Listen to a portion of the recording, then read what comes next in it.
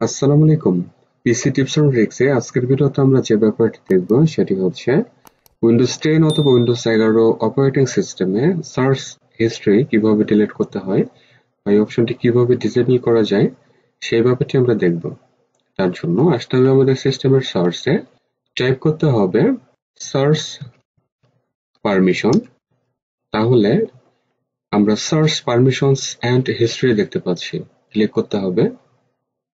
একটু স্ক্রল করে আমরা যদি নিচে আসি তাহলে হিস্ট্রি দেখা যাচ্ছে search history on this device. আপনি যদি চান যে সার্চ যে হিস্ট্রি গুলো থাকবে সেগুলো টোটালি আমাদের সিস্টেমে ডিসপ্লে হবে না, তার জন্য ডিসেবল করে রাখতে পারেন। অর্থাৎ এই টগল বাটনটি অফ করে দিলে সেটি আর ডিসপ্লে হবে না, আর যদি অন করে রাখা হয় তাহলে সেটি ডিসপ্লে হবে। আর যদি চান যে ক্লিয়ার ডিভাইস সার্চ হিস্ট্রি, তাহলে সবগুলো হিস্ট্রি গুলো ডিলিট হবে। ঠিক আছে, তো এখন আমি একটু দেখাচ্ছি আসলে এই বিষয়টি কি। আমরা যদি সার্চে ক্লিক করি তাহলে এই পাশে আমরা রিসেন্ট কিছু সার্চ রেজাল্ট দেখতে পাচ্ছি, বা রিসেন্ট যেগুলো সার্চ করা হয়েছে সেগুলো কিন্তু আমরা পেয়ে যাচ্ছি।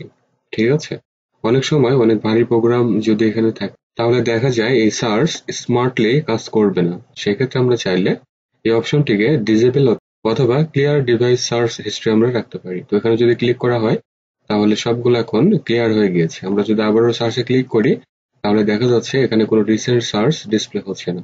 ঠিক এভাবে উইন্ডোজ 10 এবং উইন্ডোজ 11 পিসিতে আমরা এই অপশনটি স্মার্টলি ইউজ করতে পারবো। তাহলে ভিউয়ার, এতটুকু ছিল আজকের টিপস। ভিডিওটি ভালো লাগলে লাইক, কমেন্ট, শেয়ার করবেন। চ্যানেলটিকে যারা সাবস্ক্রাইব করতে পারেন নাই, প্লিজ সাবস্ক্রাইব করে সাথে থাকবেন। সবাই ভালো থাকুন, সুস্থ থাকুন। Thanks for watching.